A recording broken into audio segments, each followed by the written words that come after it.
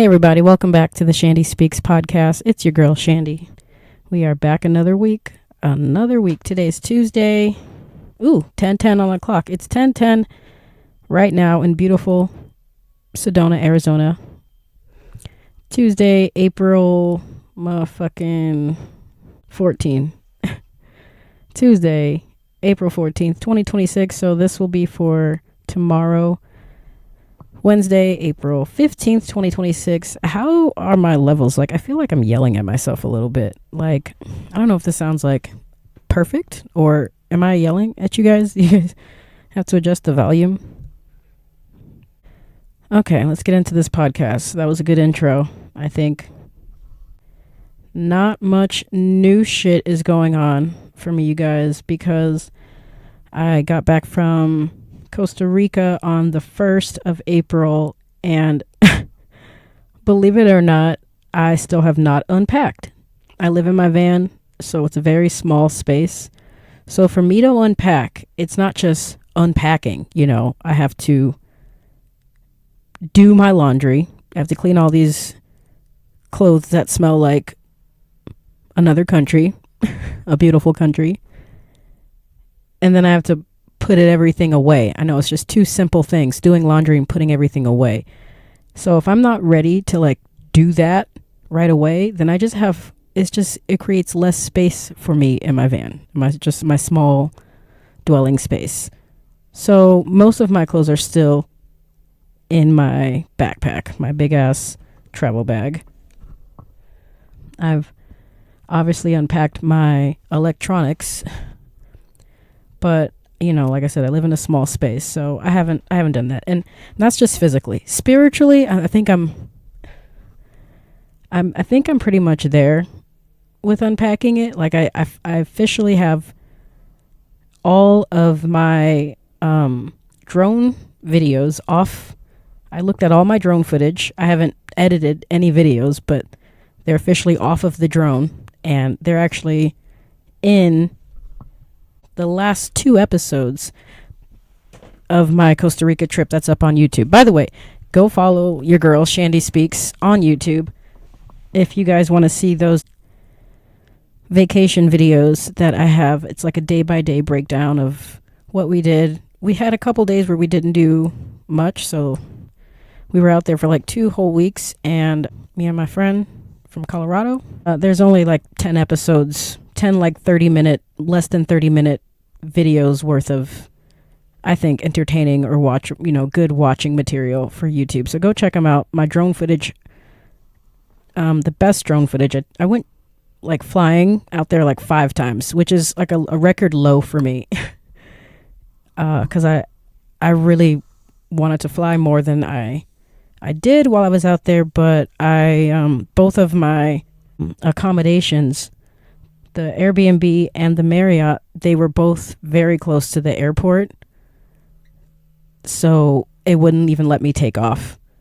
But when we got to the coastline and we got to some parts of La Fortuna, I was able to fly. In some parts just outside of the radius. I think it has to be 10 miles outside of the airport area, so that was kind of a bummer. But anyway, go check those videos out. Chandie Speaks on YouTube. I don't know which way this episode's going to go. I'm already tired. So I started, basically I kind of got a little promotion this past week. I had that meeting last week, and yeah, your girl is fully in the hotel hospitality biz right now. I was referred to the position from my boss at my bed and breakfast, my little day job. Here in beautiful Sedona, Arizona, there's hundreds of them around, without giving out any names or specifics. But yeah, so with that promotion, I got a nice $2 increase in my pay. And I switched my schedule back. When was I working at the Waffle House? I don't know if you guys have been following me this entire time. From my full journey, but I know at the beginning of this podcast, when I started doing it, it was April, around this time last year, I was still working at the Waffle House, the graveyard shifts, 3rd shift. So, without going fully into the labor pains of that job, it was an awesome job, but it had its own labor pains like any other job, but my sleep schedule was off, and so now I'm back on that same kind of schedule. My schedule right now is basically 11 p.m. at night until 7 o'clock in the morning, and then I have like a 3-hour break, and then I go back from like 10 to 2, and then the rest of the day I'm free to sleep or, you know, whatever I got to do. So there's that. So I'm a little delirious right now, to be honest, because I just got off of work. It's 10 o'clock in the morning. I didn't just get off of work. It's 10 o'clock in the morning, and I have a full official day off from both of my jobs, my bed and breakfast and my hotel gig. And yeah, I've been up since 11 o'clock, maybe even before, like 8 o'clock last night. So I definitely need to get to sleep. So I'm just going to power through. But I really like the gig because, you know, it's like a whole new world. I've been in the food industry. I've been a chef. I've been in the restaurant industry for 20 years, the majority of my work life. And it's time for a change. And it's a great change because it, you know, allows me, you know, freedom to do more things because I'll have more money coming in and all that stuff. You know, just a couple more days, I'll be able to adjust my sleep schedule and, you know, thinking about where I'm booking my next international flight. I'm thinking somewhere in another continent. I've already been to South America last year, first time. So I need to get myself to another continent before my passport expires in 2027. But that's just down the line, you know. Speaking of, so I had this, I don't even know if I really want to, I don't know if this story is worth telling. I'm just going to tell it because I've only been talking for like 8 minutes, so I got to fill in the space with something. So, yeah, sorry if this isn't entertaining, but not really sorry. But, you know, we had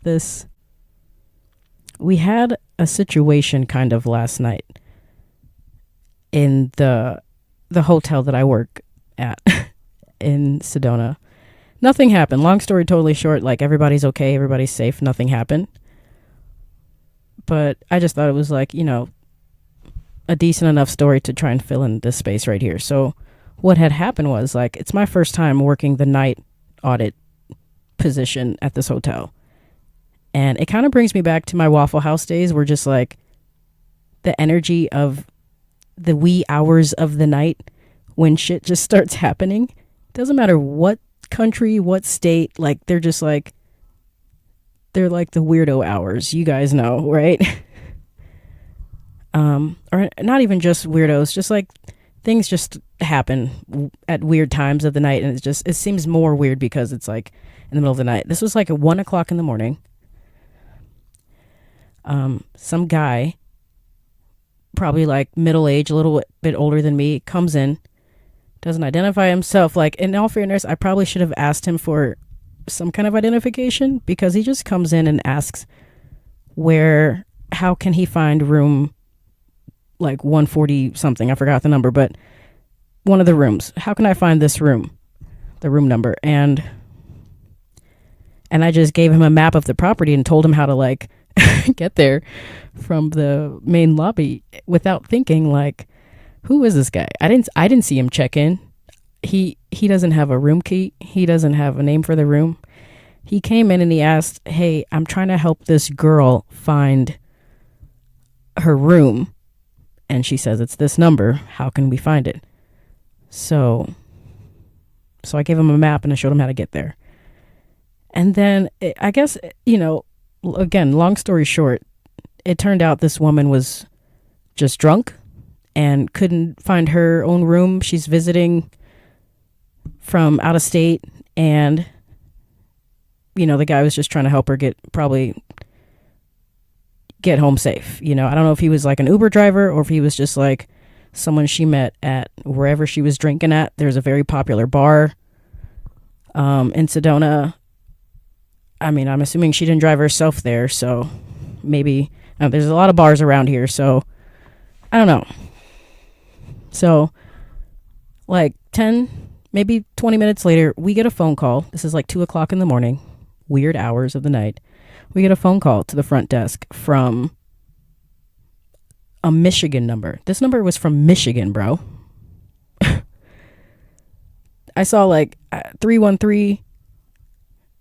It turned out it was like the sister of the girl that was in the room number. They were like, I'm trying to find my sister. She's not answering her phone and she's on vacation. She said that she was by herself. So I just want to make sure she's there. She's okay. You know, just a wellness checkup, you know. We're like, okay, what's the room number? Told us the room number. So now we're freaking out, right? Or me specifically, because I just gave this random guy a number to the room without asking him to identify himself or what, you know, why do you need to help her find her room? Why can't she come in here and help her find her room?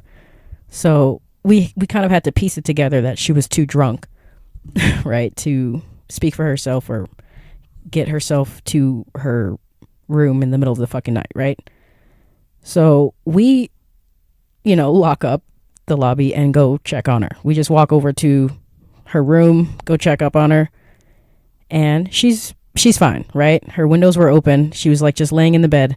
Like, just picture someone who's very tired, just like passed the fuck out. Like, it was only like 20-30 minutes later, and I peeked in her window and she was, you know, just passed the fuck out, laying in bed, breathing. So in my head, I'm like, I'm done with it. Well, the person who was with me, you know, the other night auditor, was like deeply concerned because I guess he's like the person in charge of the shift. So whatever happened would have fallen on him. He was like deeply concerned. So he, you know, he went back, he called this woman in Michigan. Hell, for all we know, like, she could have been some random person. Like, I think we should have just ended it at that.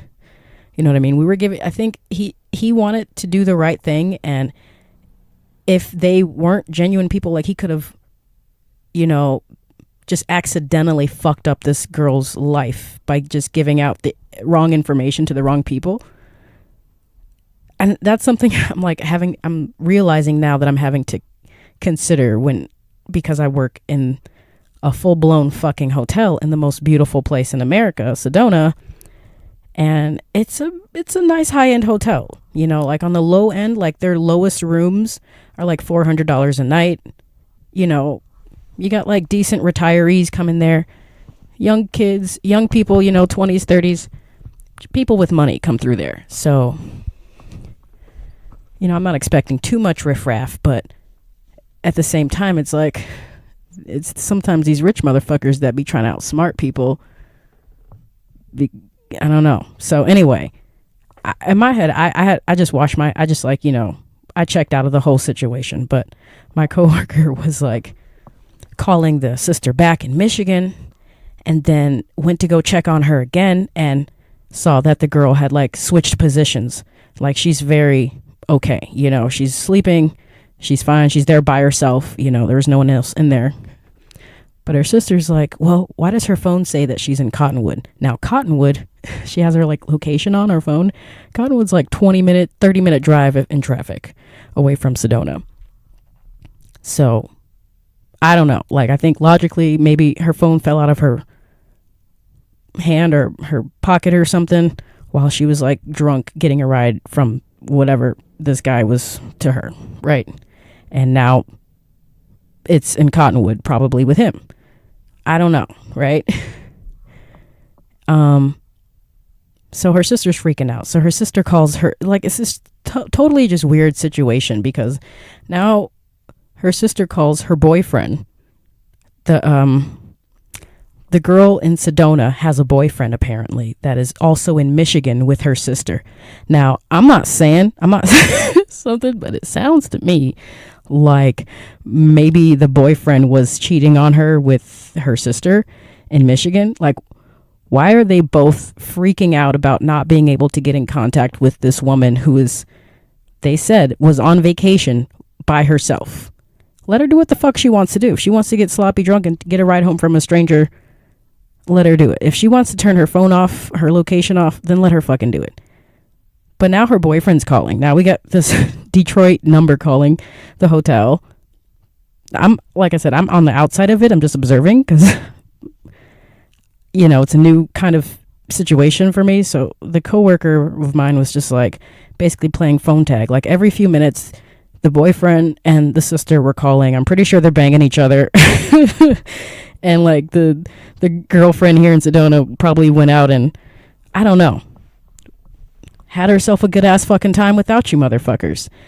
Why? Like, okay, so that was basically the whole story. I just think it's just kind of something I got to keep in mind. Even like when I worked at these like shops, these little restaurants or whatever, when people would come in and be like, hey, is so and so working right now? And if they weren't there, I'd be like, no, they're not working. And then they'd be like, oh, well, when do they work? Or are they coming in later? And I remember having to stop people from like giving out unnecessary information to seriously strangers. Anybody can come up in a place and be like, yo, I'm her husband, her dad, her uncle, whoever. Typically for like mostly for women. I'm talking about women specifically because I don't think men have this problem. Some men do. Not nearly as much as women, I think. Of men coming up into their workplace or into their living place or wherever and just getting information out of people without fully identifying their motives or their intent, right?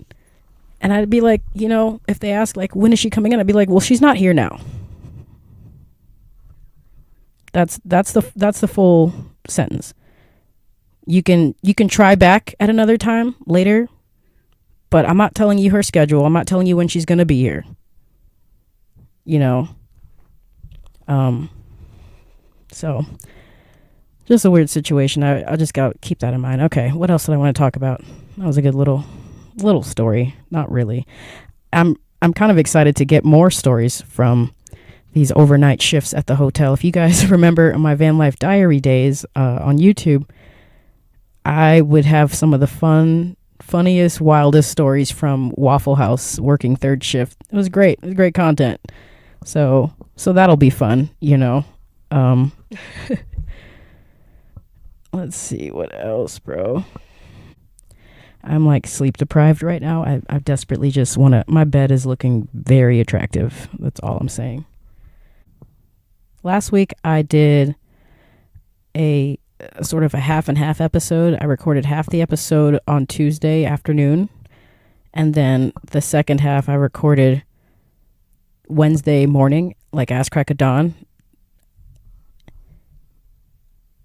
And I believe one of like in the first half I said something about me needing to look up the percentage of people who get randomly picked at TSA during like immigration when you're going through security at the airport, and they say, oh, it's a random search or a random pick. You got picked out and you're the person who has to take off your shoes and walk barefoot like it's some humiliation ritual.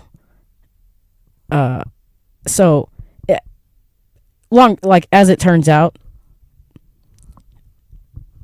it's extremely low. The random screenings are extremely low. And it says here, I have links, but just the basic Google search says, based on available data and investigations, the percentage of people randomly selected at airport security screenings who turn out to be criminals or carry dangerous forbidden items is extremely low.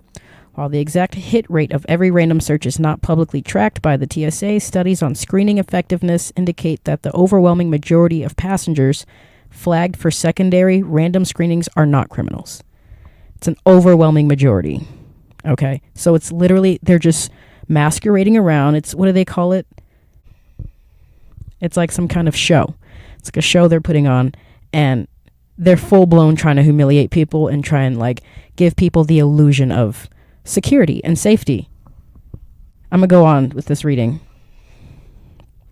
It says it's an extremely low success rate. Evidence shows that randomized security checks are not highly effective at catching criminals or terrorists, with many such screenings resulting in no actionable findings.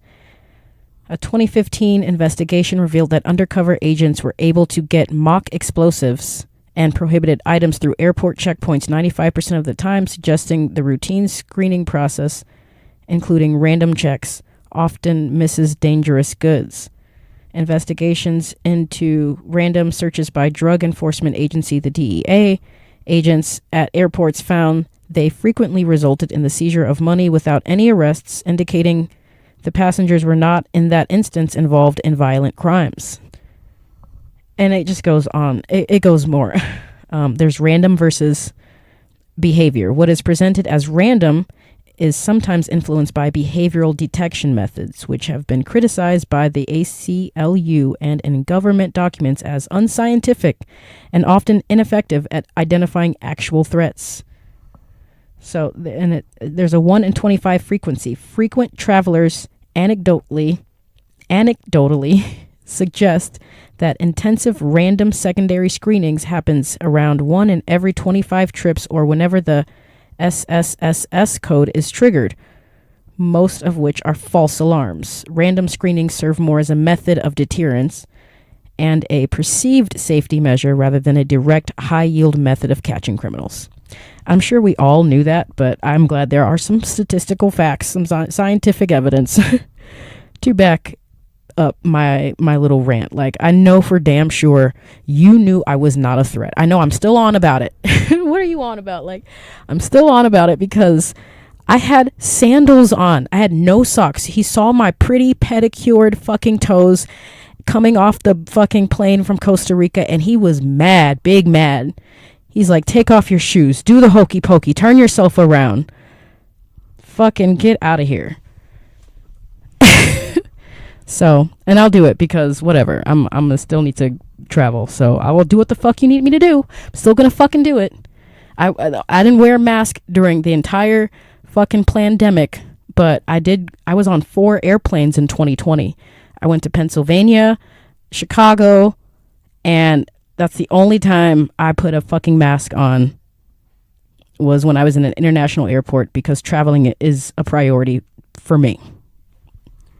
So I'll comply with your stupid fucking made up rules for that sake. Okay, we're moving on. 20 fucking minutes in. This might be a short one, you guys. But I'm glad I looked up the percentage for that. I think all I have left right now is I wanted to get into a TikTok post that I made within the last week. A couple other stories I wanted to tell. And the J. Cole Fall Off Weekly Review. And I believe that is all. That's all. Hardly worth talking about. I don't know if there's some off-leash fucking unofficial rule here in Sedona, Arizona. But this is the second time. You guys remember the podcast I made right before I went to Costa Rica? I remember adding a clip at the end. My last clip episode, like 3 or 4 episodes back, when I came basically, or when another person's unleashed dog came across me, I should say, for better words, better phrasing, at one of these big, beautiful parks in Sedona that has plenty of space, plenty of shade. Bro didn't have to be up on me. I'm not going to relive those emotions from that, but y'all know that story. Well, second time within like just moments of being at the same park. So I think I'm not going to go to that park anymore. Low key, like maybe that park is big and beautiful, but it's attracting these kind of weird Sedonian energy people. Like, I don't know if they're born in Sedona, but they definitely like bask in all of that Sedonian energy where they feel like they can just walk around in a public park outside with their dog off the leash. Now, I know I'm sounding so first world, like, get over it. Who cares? I don't care if the dogs were well behaved. I don't care if they listen to you. If I got to have my dog on the leash, you got to have your dog on the fucking leash. I don't want to have to walk around and be on the lookout for dogs without leashes. My eyes aren't trained to do that. So I'm walking in this park with my dog who's on a leash, and this black dog who was on a black blanket that was laying outside on the black pavement that I did not see because I did not see a human being with this dog. The person was in the van. They were like in the van in their phone. I don't know what they were doing in the AC, but the dog was outside of the van. And this wasn't even in like the grass, or she, like, this was in a parking lot. I was walking through a parking lot. The van was there. I was walking past a car, what I thought was just a car. And there was this camouflage ass fucking dog who I damn near stepped on because I didn't see him because I wasn't paying attention. Fair enough. But God damn it, he tried to attack my dog and I had to pick up my dog. And I was like, I found myself apologizing. I wish I can go back right now and be like, why the fuck is your dog out here without a fucking leash? And if your dog's going to be outside without a leash, why aren't you sitting outside with him? You know what I mean? Now I got to apologize. I apologized for going into their space. She's like, oh, I'm sorry. He's very territorial. Anyway, so that was that story. I think it's maybe it's that park, but I feel like it's also like just a mix of Sedonian energy. I don't know how to describe it. What I need to do is meet an actual Sedonian. I met a Flagstaff Ian, which is a little bit north of Sedona, but it's a different vibe. I need to meet someone who's actually born in Sedona, lives in Sedona. They're very rare, like the melanated community out here as well. But I digress. And like talk to them about like what's up with this pretentious fucking energy, bro. Everywhere you go. Ugh, it's kind of prickly. I know I've described Sedona in that way. It's so beautiful. She's just a beautiful fucking bitch. Okay. I'm really over this podcast. Next topic. We're just gonna move on. This lady was rude in line. For anyone who knows me, I can't look at people being abused or mistreated or having injustices done on them. You can't be in the same room with me and do that to other people and expect me not to say something. So, and I don't care where it is. I was at a Chipotle of all fucking places, the Chipotle in Sedona, and these bougie ass Sedonian tourists who are not from here, but they have money, it's a tourist town. Bless their hearts. But they wait too long in line at a fucking Chipotle. Like, bitch, go make your own guacamole, okay? And it's like, and she was like big mad. She was in front of me in line. I waited too. And you're not the only fucking person in line. When you came in here, you were the last in line. And then when you got up to the register, there's still a line behind you. So you're not the center of the fucking universe. A. And then B, like, she complained to the cashier as if it was her fault. Like, as if the cashier was like getting paid enough to deal with people like her and tell everybody, hey, I see that bitch specifically. Slow down production, you guys, so we can piss her off.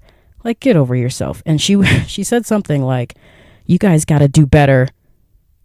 No bueno. Old Karen. I don't know what we're calling old Karens. Maybe a Kathy. I don't know. You know who she is. Everyone knows who the old Karen is in Sedona. There's a few of them, a lot of them.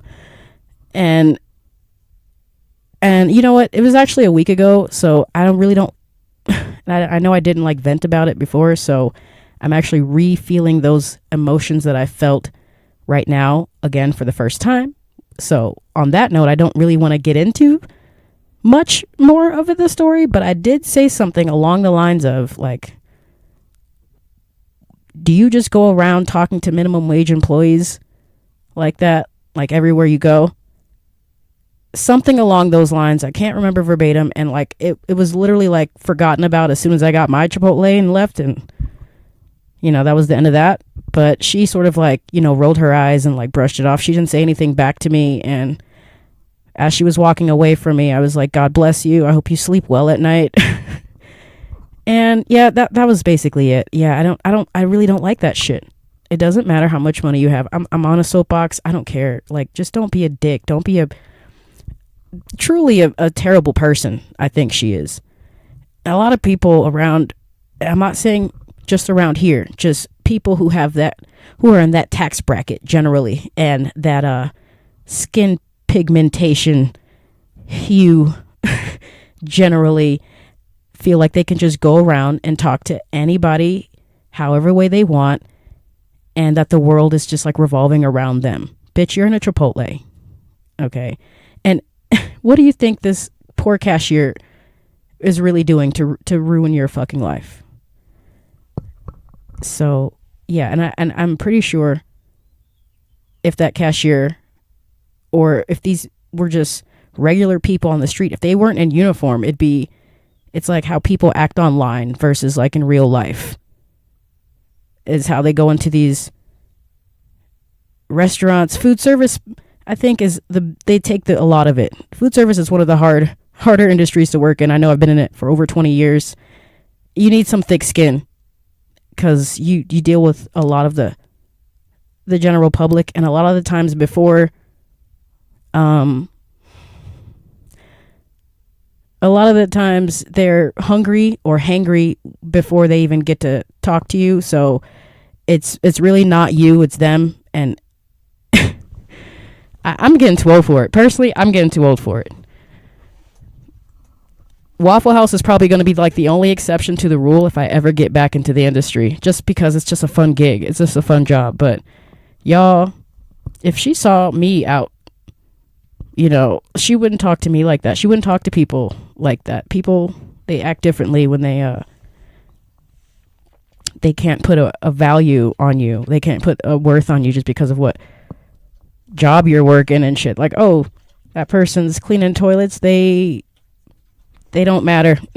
They're not real humans. So I can treat them how I want. And those people are actually trash. God bless her. Bless her heart. I know it seems like I'm bitching this whole episode. Am I bitching? I don't think so. This is just the big shit that stuck out to me this past week in my realm of things. It's not really important. Not going to change anybody's life. I haven't followed any news because I really don't like following the news.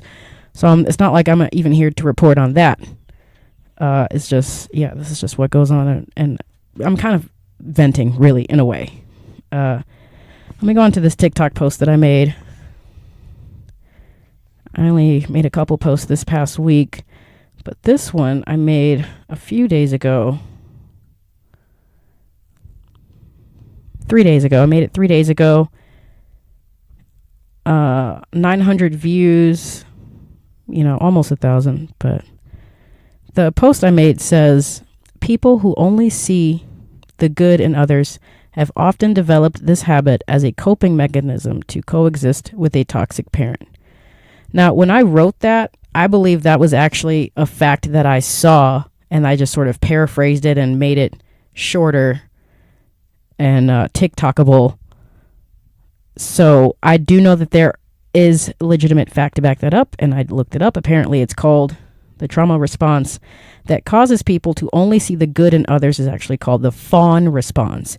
I'm just going to read over these articles. I have a link from cptsdfoundation.org about the fawn response, the trauma survival patterns. That's mistaken for kindness, but I'm just going to read right now the general Google overview of the fawn response. And then we're going to get into the J. Cole review, and that'll be it. I'm good on this. Okay, so the trauma response that causes people to only see the good in others, often by overlooking red flags, ignoring abuse, or excusing harmful behavior, is known as the fawn response. Coined by therapist Pete Walker, the fawn response is a survival mechanism often developed in response to complex childhood trauma. Okay, so that's what CPTSD is. Complex childhood trauma, or CPTSD, or ongoing toxic relationships where an individual learns to prioritize the emotions, needs, and safety of others over their own to avoid conflict and maintain safety. And then it gives you a little breakdown of why this response causes people to only see the good in others. Survival strategy. When a child is raised in an unsafe or chaotic environment, they may learn to focus entirely on the good aspects of a caregiver to feel secure, a behavior that persists into adulthood as a way to avoid danger. Keep the peace mechanism. So fawning involves appeasing others to avoid conflict or criticism. If an individual identifies a good trait in someone, it can make them feel safer than acknowledging a potentially dangerous bad trait. Yikes. Oh God, man, yeah. I guess we could have all guessed that, right? Like, oh, I only see the good in others, but yeah, where did that come from? Trauma. Most of it comes from trauma, it sounds like. Idealization of others. The brain may distort reality using idealization to rewrite the past or present. This allows the individual to ignore harmful actions, creating a fantasy to escape pain and ensure continued, if unsafe, connection. And high attunement to others. People pleasers who fawn are highly attuned to others' moods and tones, often filling in unknown parts of a person's character with goodness to preemptively diffuse potential threats or negative reactions. This response can appear as extreme loyalty, compassion, or niceness, but at its core, it is a fear-driven strategy to avoid abandonment or abuse, often resulting in a loss of personal boundaries and self-identity. Yeah, haven't we all been there before, right? And yeah, the link I have is I'm not going to post it anywhere. I'll just say it: cptsdfoundation.org and /2025. The fawn response, the trauma survival pattern that's mistaken for kindness. There you go. I got my receipts, you guys. I got my receipts this week. That's really all I had the capacity to do this week. I'm fucking tired. I'm tired of talking. Tired of talking. I'm gonna fucking take a nap and then go out with my dog. It's not even 11 o'clock. It's 10 o'clock. I've been working all night. I'm tired. Okay, so thank you all for listening. If you are not a J. Cole fan, this is the end of the podcast. We'll see you guys next week. But before I get on out of here, for all you J. Cole fans, I've been doing this weekly review since The Fall Off. The Fall Off is an album that was released 2626 February of this year by rapper Jermaine Cole. And since it's been released, since the release date, or since I discovered it, which was probably like the 12th of February, I have not listened to much of anything else. I've majority just been listening to The Fall Off. My numbers were crazy the first couple of weeks, and I guess I've just decided that this will be 2026 is the year for 2-6. I've just dedicated 2026 to being the Fall Off year. I have tickets to his show in Phoenix, one of his shows. I don't know if he's added shows or not, but I bought these tickets during pre-sale, which I've never done before, because Jermaine Cole, he's that nigga to me. He's my favorite rapper. So yeah, my numbers were crazy right when it came out. My numbers have declined a lot, you guys. Before I get into the numbers, I have actually finally was able, like right before I went to Costa Rica, that's when he was like,